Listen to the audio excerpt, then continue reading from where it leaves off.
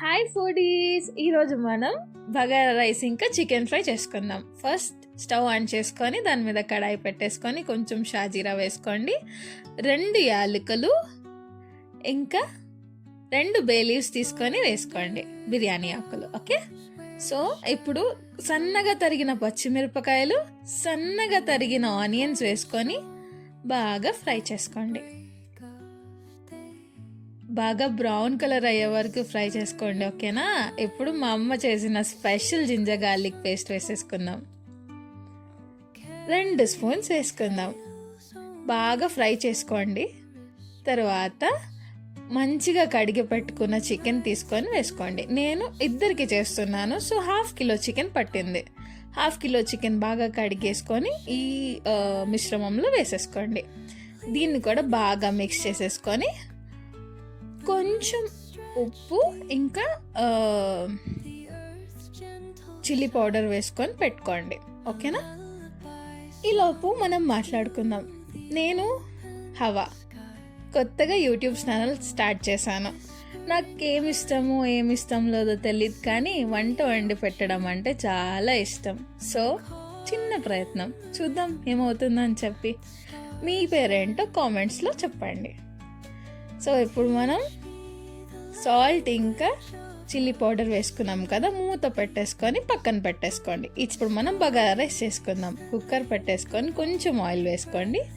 దానిలో మన whole garam masala spices ఉంటాయి కదా, వేసేసుకుంది. షాజీరా, ఇలాయచీ, బే లీఫ్ ఇంకా చెక్క, ఇదంతా వేసేసుకొని మిక్స్ చేసేసుకోండి.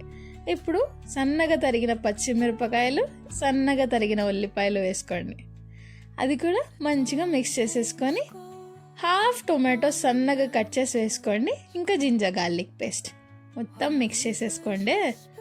దీని తర్వాత 2 కప్పుల బియ్యానికి నేను 2 గ్లాసులు వాటర్ వేసాను.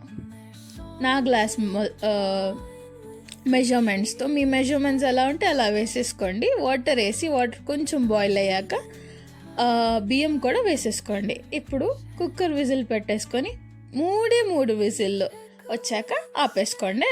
ఈలోపు మనం చికెన్ చెక్ చేసేద్దాం. బాగా ఉడికిపోయింది, వాటర్ అంతా బయటికి వచ్చి బాగా కుక్ అయిపోయింది. ఓకేనా?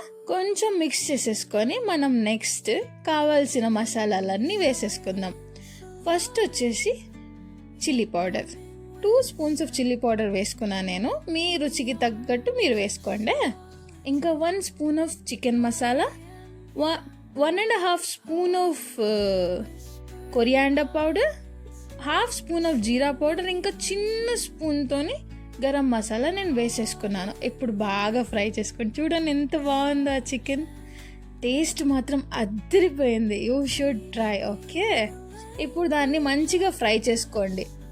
ఇప్పుడు కొబ్బరి తీసుకొని కొంచెం దంచేసుకొని వేసుకోండి. ఎక్స్ట్రా నటీ ఫ్లేవర్ కోసం చాలా బాగుంటుంది. ఆ ష్రెడెడ్ కోకోనట్ ఫ్లేవర్ అంటే నాకు చాలా ఇష్టం. ఇంకా కొంచెం కసూరి మేతి వేసేసుకున్నాను. బాగా ఫ్రై చేసుకోండి. కింద అడుగంటకుండా, ఒకవేళ అడుగంటేస్తే కొంచెం వాటర్ వేసుకొని మిక్స్ చేసేసుకోండి.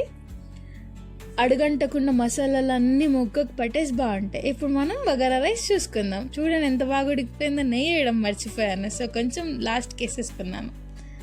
ఇప్పుడు మనం చికెన్ చూసేద్దాం. చూడండి ఎంత బాగుందో. ఇప్పుడు కూడా ఆ స్మెల్ నా మైండ్లోంచి వెళ్ళట్లేదు, అంత బాగా వచ్చింది. ఎంత మసాలా తగులుతూ ఆ రైస్ ఎంత సాఫ్ట్గా చాలా బాగుంది.